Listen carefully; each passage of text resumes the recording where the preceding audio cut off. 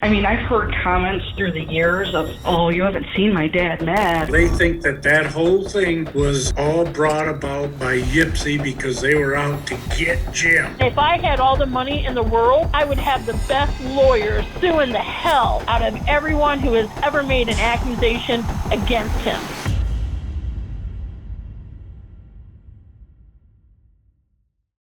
In December of 2020, we covered the tragic case of Julia Niswender, a 23-year-old student at Eastern Michigan University, whose lifeless body was discovered submerged in water in the bathtub of her apartment on December 11, 2012.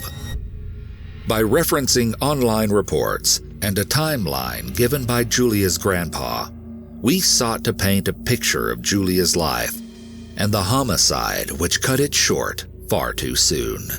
But after releasing that original video, several members from Julia's family reached out to us to say that there was far more to the convoluted story.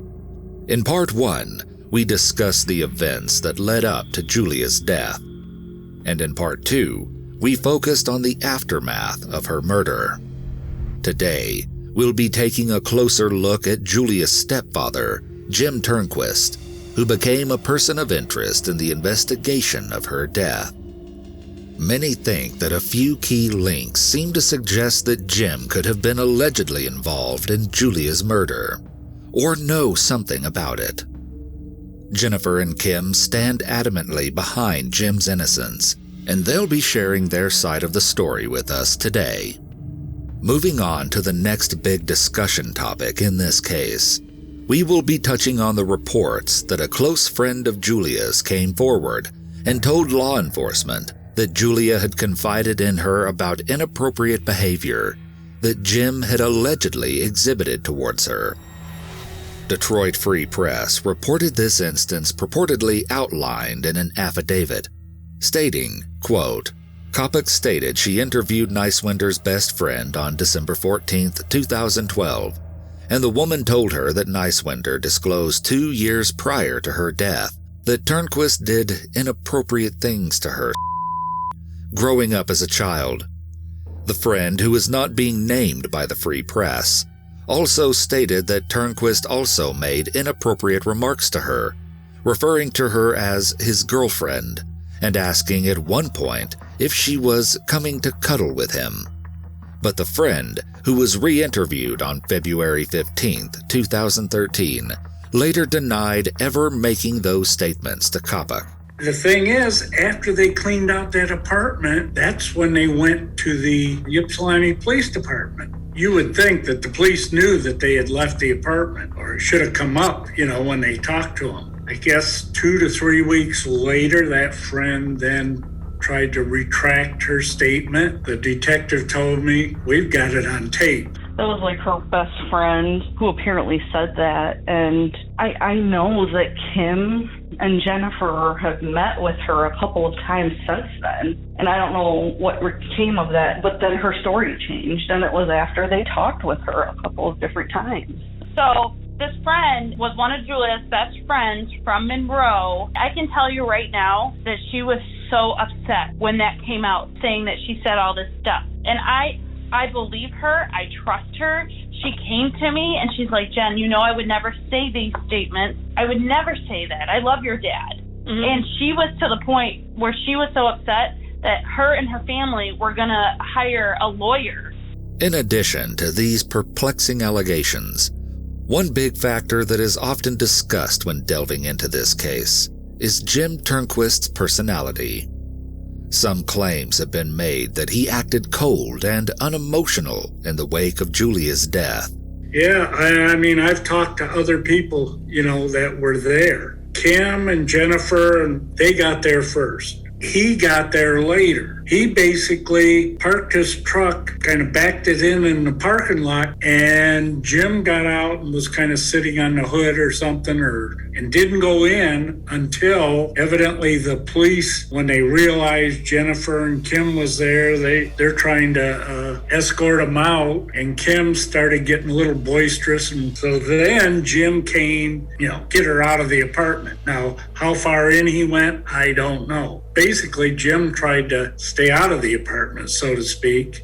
Here's what Kim had to say about this topic. So my husband, when everyone says he was, he didn't show any emotion or whatever, he had to stay strong for his other two daughters and his wife. And you know what? He was emotional. Just because everyone else didn't see him freaking out and crying, because he had to just be there and be strong for us. So it wasn't that he was, never showed any emotions. But the police officer, the detective too, told Jim there was an incident at the police station where my mom come in there and she's in the waiting room and she's freaking out. She wants to know every detail. The police called me and Jennifer and Jim and Madison in the back room, and they said, this is what we can talk to you about, but you cannot discuss it with anybody else. If you discuss any of this information, you will jeopardize her case. So we're walking out, we're crying, we're walking out, and she's like, tell me what they said, tell me what they said. And I'm like, I can't tell you what they said. And she looked at my husband and said, you tell me what they said. And he goes, I cannot discuss this case with you. End of story. So that's when things started to really kind of, as far as we know, that people were saying stuff about Jim, like unemotional, and he's not talking because he might know something. No, the detective said, you cannot discuss this. Speaking of conversations that happened at Julia's funeral, Barbara told us that she had a negative experience with Jim at the solemn event. He was very strange at the funeral itself. Like, I remember walking into the room and me and another cousin couldn't even walk up to where she was at. We were so upset. And he comes back there and he's like, I know you guys were close, and, has she told you anything? And this, no, she's dead. This is bizarre. She's 20 years old. This is crazy. He, stood up by the casket, protecting her. I mean, there were, a ton of people there, and all of them were but it was just odd for him. That was odd behavior for him, because it was he wanted to control everything. We asked Kim and Jennifer to respond to this allegation. I don't know what that's about, because if you ask anyone at the funeral home, Jim did not leave the side of that casket because, again, he was there to protect. Rose Niswender, my mother, had apparently in one of her news conference, one of her things, had said that he stood up at the casket like a soldier. I mean, he was probably outside for not even 5 minutes, and he said, I have to get back in there. And so that grilling of Barb, that's a flat-out lie. That's a flat-out lie. And here's the thing about, I don't know why Barb's saying these things. She didn't come to any, yes, she went to the funeral, but she didn't come to any of the events we had afterwards. She wasn't involved in any of that. She didn't even come to some of the vigils.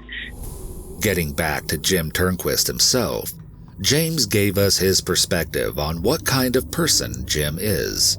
His personality is, I guess I'd call him a loner. Whenever there were family get-togethers, he would usually disappear. Very rarely did we even talk to each other, In contrast, Kim wanted to take a moment to touch on Jim Turnquist's impact in she and her daughter's lives.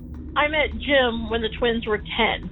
Everyone thought he was such a good guy. One of my cousins actually had two. She was a single mom. She goes, does he have a brother? He's such a good guy. Jennifer and Julia never considered him stepdad. To them, he was dad. Our family is a gossiper. They talk about each other, backstab each other. So when we would have big family events, me and Jim would drive separately because he didn't want to stay there all night. He wasn't a big partier. He was more of a homebody. Yeah, he was more of an introvert. He wasn't he wasn't outgoing. He wasn't, a talkative person. But that's totally okay. But some people try to take him keeping to himself as something bad and try to turn it around. But none of my family members, except for my two brothers and my sister, ever really wanted to get to know him.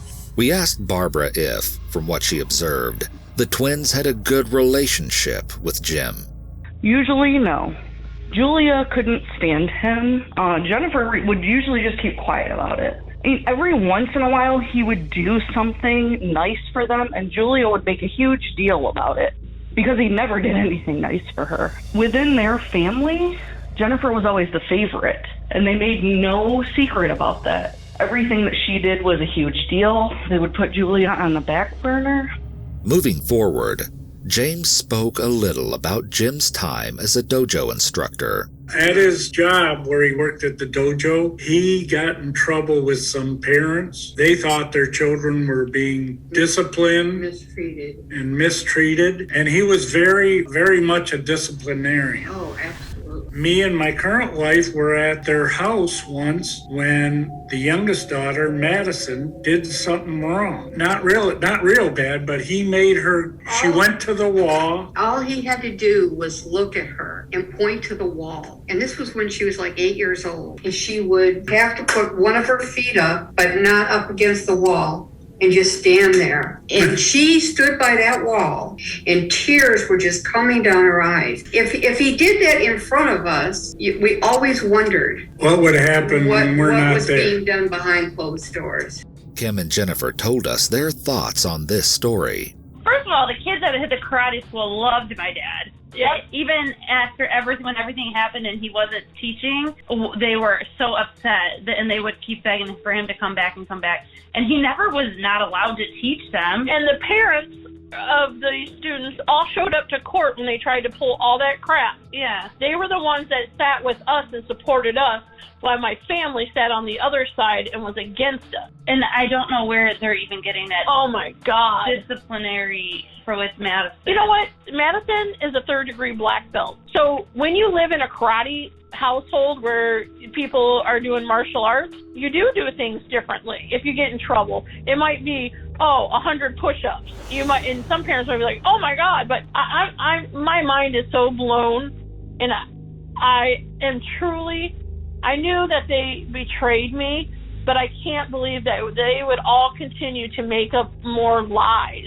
I have no reason to make up lies about my life, my marriage, my relationships with any of my children, my family, anybody. It's not going to solve Julia's case to make up lies about someone. But that's what my family is they're storytellers. We want to get the facts out. We want to get them out right. We want to tell Julia's story because she deserves it. They're the ones who are making Julia's homicide into this big show, this big movie. This is like a Lifetime movie or something. It's ridiculous. And I think a lot of them do that for the show or do it to get attention. Kim and Jennifer shared with us how the negative publicity around this case has affected their daily lives.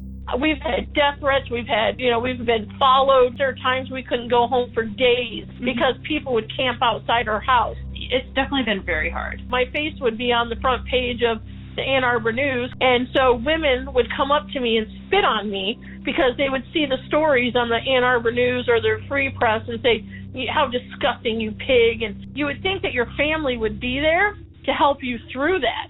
But instead, it was my family who was throwing all the lies and accusations out there to make people think that. Next, we will be shifting our focus to one of the biggest talking points of this case. Jim Turnquist's arrest in 2015 for a charge of allegedly possessing illegal, inappropriate images of minors. Their whole family seems to think that the trouble they had with Jim and his child case was all a result of Ypsilanti. So when the Ypsi police did the forensic investigation of the laptop and they found what they suspected to be child, as a result of their investigation, that prosecutor felt that he had enough to take it to court, which he did. As a result of the court case, they didn't find him guilty. The prosecutor could not prove that it was Jim at the computer downloading, looking at the or whatever. But anyhow, they think that that whole thing was all brought about by Ypsi because they were out to get Jim. Kim and Jennifer feel that the whole ordeal was a diversion to take the attention away from the Ypsilanti Police Department's shortcomings in Julia's investigation. The Monroe detectives that were apologizing to us because They said it was a witch hunt. There was nothing there. It's like Ipsy created a diversion because we were trying to put the heat on Ipsy about Julia's case. Mm-hmm. And the more heat we put on them, they created a diversion to get us from going public and calling the media to make interviews to bring the story alive. We feel like Ipsy screwed up the investigation and they don't want to admit it. I will let you know when they tried to do those charges with Jim and he was found not guilty within 20 minutes of a jury trial. Let's just point that out. So if there was the so-called evidence from a laptop, which, let me point out, Jim Niswender was on that same laptop multiple times when he would come and stay from Florida. He'd use that laptop multiple times, that it was a family laptop. The forensic guy that did the stuff on the laptop, he even testified before lunch and said that there was no downloaded or saved images, blah, blah, blah, blah, blah. The attorney made his remarks and Jim was found not guilty within 20 minutes of the jury deliberating. The laptop was one that was in their home normally. My daughter, Kim, came out when this all started. She said, "Yeah, Dad, you were on that computer. Maybe it was you." When I would go up there to visit, I would take my laptop, which I always carry because I do a lot of stuff. When I'm getting ready to go back, I had to print a boarding pass. Well, their computer was sitting on the desk, hooked up to the printer and everything. So I'd just go over there and I'd call up my boarding pass and then I'd print it on their printer. There was still child on your family computer. Who did it?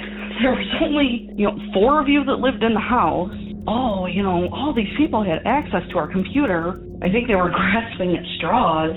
I mean, even after all this happened, people reached out to us to check up on us because now you've ruined someone's life. Jim cannot go a day without just wondering when people look at him what they think about him. Or even though he is found not guilty, he's still guilty in the eye of everyone else. Ipsy used him. And you know what? As far as we know, Ipsy's not welcomed in Monroe County anymore. When I needed my family the most, come to find out it was my family that was running to the media and saying all this stuff about Jim and all these lies. And I don't know. It's just absurd. It's just absurd, some of the things that they come up with. And I'm like, oh my gosh. I'm like, you guys are just, do you have to tell yourself or tell other people this to get the attention on you? You may be wondering, if Kim and Jennifer don't believe that Jim Turnquist had anything to do with Julia's death, who do they think is responsible? Kim shed a little light on her own theories for us. I have another feeling that, about one of the roommates, but that's just me. But Jim Niswender had hounded the roommate. I know one of the roommates won't even talk to him. That anytime he reaches out to her, she would message me and be like, "Your dad won't leave me alone." And the other roommate is the one that we don't care for. When people were saying things against her, she called the detective, and the detective would tell people to leave her alone. I think that there's more to the story, but that's me. When we got to there to clean the apartment out, it was ransacked, and I did ask the cops, I'm like, "Man, you guys really messed up that place." And the detective said, "That wasn't us. It was like that when we got there." So whoever did what they did to Julia, they ransacked her place, questioned her and her boyfriend, and they free and cleared her. I'm just saying there was a lot of random people in and out of the apartment that we found out about that Julia would talk about that she didn't like. That roommate just reached out to me on the Justice for Julia page. I said, there was a lot of things that happened in that apartment that we still don't know about, but you may. Have you followed all the nonsense that has gone on? So then that's when she says, "Hope you're doing well. I just wanted to be supportive and follow her page." And I haven't said nothing else to her. Barbara also briefly mentioned this roommate when we spoke. She had been having problems with one of her roommates. The cops are like, "I could call her right now. She's past everything. She's more than willing to help out." She was the first one to say that they were not close and they were fighting, but she didn't want to see her die. I can't let all that negativity totally consume me, but it does, because I lost a daughter. We're all dealing with the losing of a daughter. We were just getting bombarded with all this crazy crap, and it makes you want to lose your mind, but you have to try to stay strong. And so it is hard because me and Jim are now divorced. We are best friends. I love that man. I would stand up next to him again and again and again. But that poor man has to live his life every day with that stigma of what people had put on him. And if I had all the money in the world, I would have the best lawyers suing the hell out of everyone who has ever made an accusation against him. You know what he's guilty of? Of loving a woman who had 2 children. You know, again, if anyone has any information, or they can call Crime Stoppers, 1-800-SPEAK-UP, if anyone has any information or tips. They can stay anonymous. Yeah, they can stay anonymous. There is reward. We have the Justice for Julia page, but like I told you, it is a private page. They have to answer questions, because I am not going to let people go on my daughter's page or that page and write rude and disgusting comments about her family. The best thing I can do right now is try to get as much publicity, if you want to call it that, concerning her case. Eventually, somebody might say, wait a minute, I remember this. And sometimes it's the smallest fact that'll crack open a case like this. We would like to sincerely thank all our interviewees for their time and effort in helping us to tell Julia's story the right way. It may seem that we delved into the most minute details, but we felt it was important to allow both sides to tell their story. Now, you can either maintain or reevaluate your position on this case from what you heard in our very first video covering it.